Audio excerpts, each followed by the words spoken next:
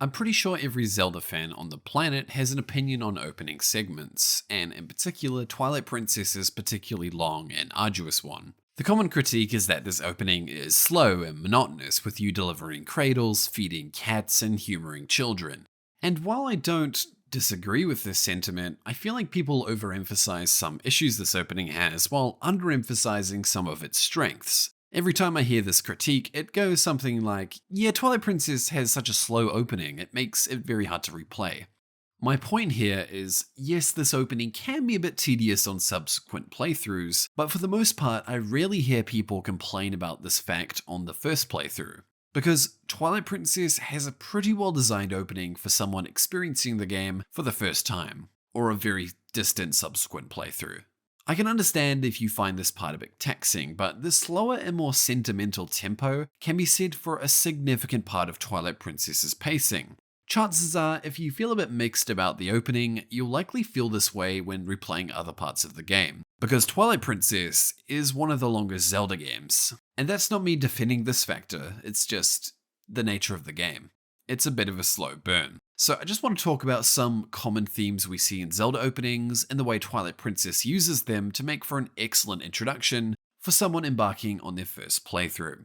Every Zelda game initially sets up a cast of characters, big or small, for you to care about. In the case of Twilight Princess, it's nearly an entire village. And as I said before, this is quite a lengthy game, and thus there are more characters and relationships that drive the story forward.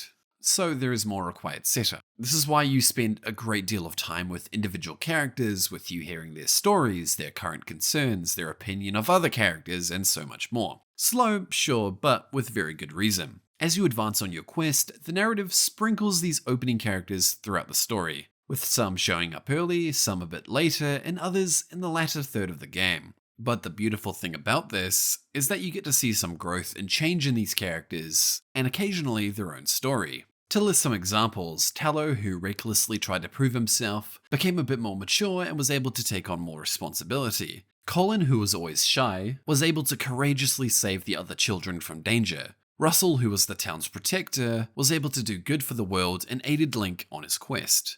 Mayor Bo was originally depicted as a silly character, but is revealed to have a deep connection with the mighty Gorons and played a crucial role in Link's journey.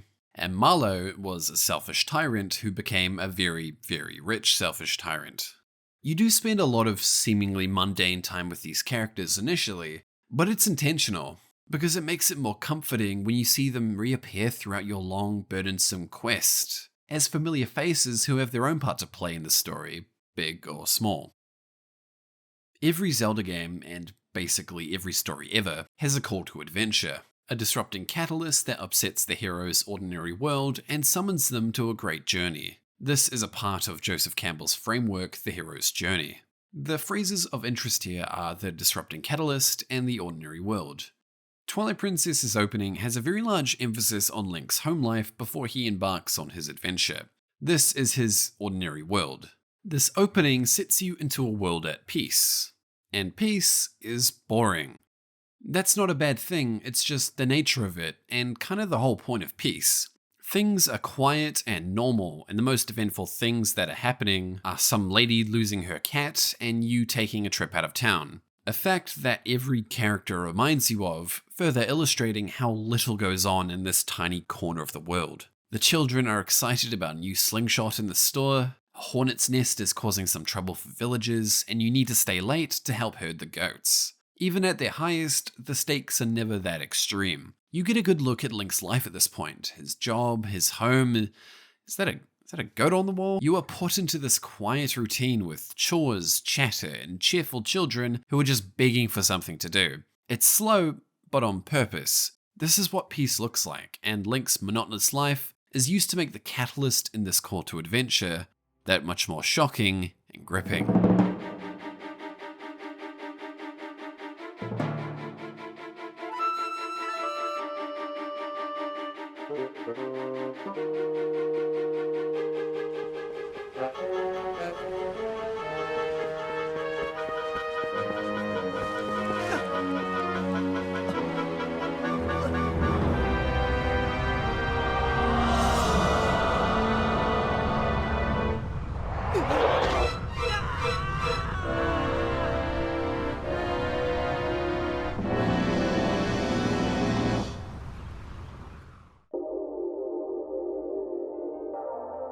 Link's normal, predictable life is flipped upside down. He is turned into a beast, imprisoned in a strange, unknown and alien land, and his friends are all kidnapped and missing.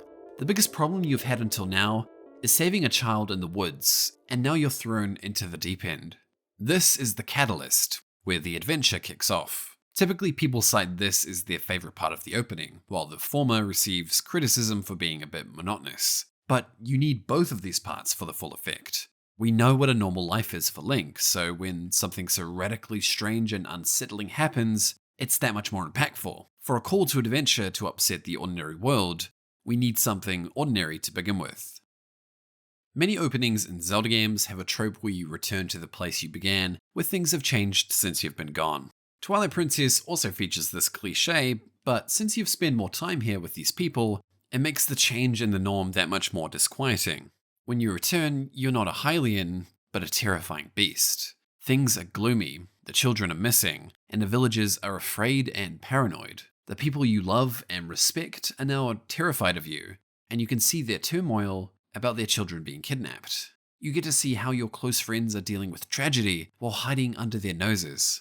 You have to sneak into their houses, steal their belongings, eavesdrop on their conversations, and avoid being spotted. It brings about a new melancholic experience, as these are people who care a lot about you, yet you can't talk to them as much as you'd love to. Gone is the simple life you once lived, and what remains is paranoia and confusion. This feeling wouldn't be possible if you didn't already spend so much time with these people, living an ordinary life. Playing with the children, running errands, and hearing the local gossip. Mundanity, sure, but charming and necessary mundanity. Something that you dearly miss at this point in the narrative. I can understand if you just don't gel with Twilight Princess, let alone this opening segment. It's slow and mundane, and can we just get to the part where I fight stuff already? On a replay, it can be a bit tedious, but for the whole narrative experience of Twilight Princess, it plays quite an important role. Not only does it set the tone and pace of the game, but it sets up characters who will appear throughout the long adventure ahead, it helps sell the crazy and unnerving events that are happening to Hyrule, and it makes the change that happens to this village that much bigger. But most of all, it helps us understand Link, where he comes from, and how out of depth he is, as a farmhand trying to do the unthinkable. If you aren't a fan of this part of the game, that's fine, but hopefully you can at least understand why it's an important part of a bigger whole.